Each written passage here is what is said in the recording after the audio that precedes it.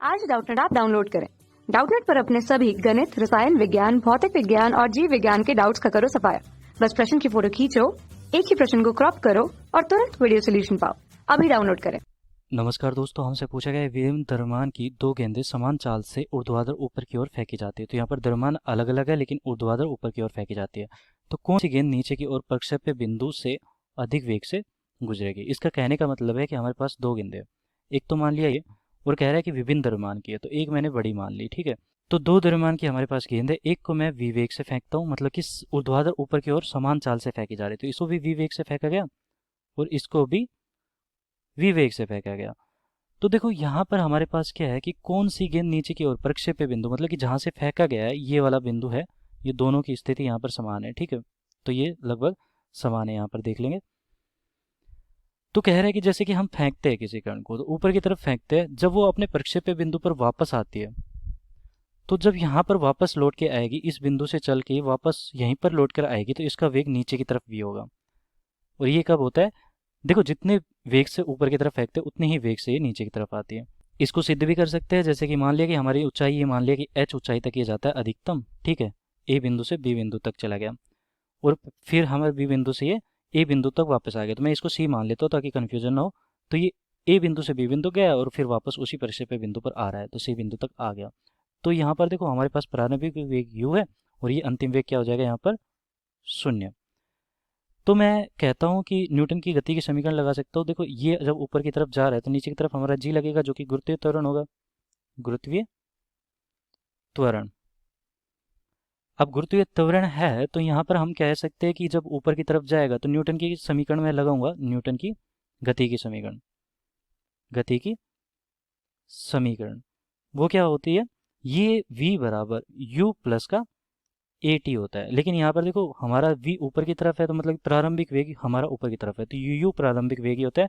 तो ये ऊपर की तरफ है तो मैं इसे v ले लेता हूँ, ठीक है। ये क्या है? प्रारंभिक। देखो, इसे कन्फ्यूजन को दूर करते ये मान लिया कि u है हमारा, ये भी मान लिया कि u है हमारा, ठीक है। और ये हमारा u हो जाएगा, ये साबित करना है, मतलब सिद्ध करना है। तो देखो, इसको मैं प्रारंभिक वेग u ले रहा हूँ और g हमारा क्या है? नीचे की तरफ है, मतलब विपरीत दिशा में, तो माइनस का g हो जाएगा यहाँ पर, क्योंकि वेग हमारा ऊपर की तरफ है तो नीचे की तरफ हमारा माइनस का g है, ठीक है।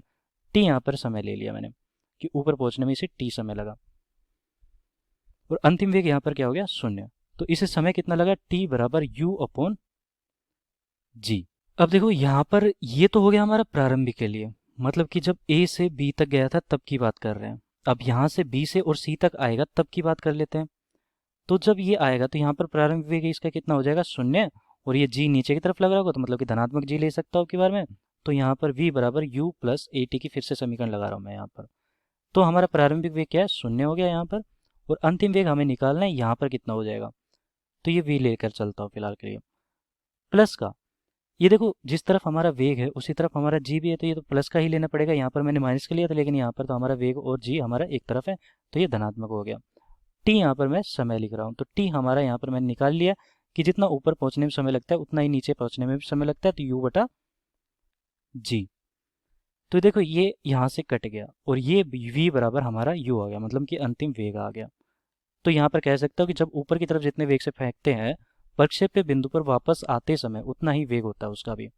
तो क्या कहीं पर भी हमारा ये वेग है, ये वेग इसके द्रव्यमान पर निर्भर कर रहा है? नहीं, ये केवल और केवल किस पर निर्भर कर रहा था? एक तो जी पर और एक इसके प्रक्षेप्य स्पीड पे, मतलब कि इसके वेग पर निर्भर कर रहा था। जितने वेग से हम ज़्यादा फेंकेंगे उतने वेग से वो ज़्यादा नीचे तक आएगा। और यहाँ पर भी जितने वेग से फेंकेंगे इसके द्रव्यमान पर निर्भर करता है, चाहे हम हल्की वस्तु फेंके चाहे भारी वस्तु फेंके, दोनों का वेग इस बिंदु पर आकर बराबर हो जाएगा। ये हमारा बराबर हो जाएगा। हो सकता है इसका वेग जब प्रक्षेप पर आएगा तो कितना हो जाएगा? u हो जाएगा। तो यहाँ पर भी वेग हमारा u हो जाएगा और यहाँ पर जब ये वापस आएगा तो प्रक्षेप्य बिंदु पर वेग हमारा क्या हो जाएगा? वेग u ही हो जाएगा। तो कौन सी गेंद नीचे की ओर प्रक्षेप्य बिंदु से अधिक वेग से गुजरेगी? दोनों समान वेग से गुजरेगी। तो दोनों समान वेग से गुजरेगी, लिख देता हूँ यहाँ पर, दोनों समान वेग से गुजरेगी। तो ये हमारा उत्तर भी हो जाएगा, दोनों समान वेग से गुजरेगी। धन्यवाद। कक्षा 6 से 12वीं से लेकर नीट, IIT, JEE वो एडवांस के लेवल तक 1 करोड़ से ज्यादा छात्रों का भरोसा। आज ही डाउनलोड करें डाउटनेट ऐप या व्हाट्सएप करें अपने सारे डाउट्स 8400 400 400 पर।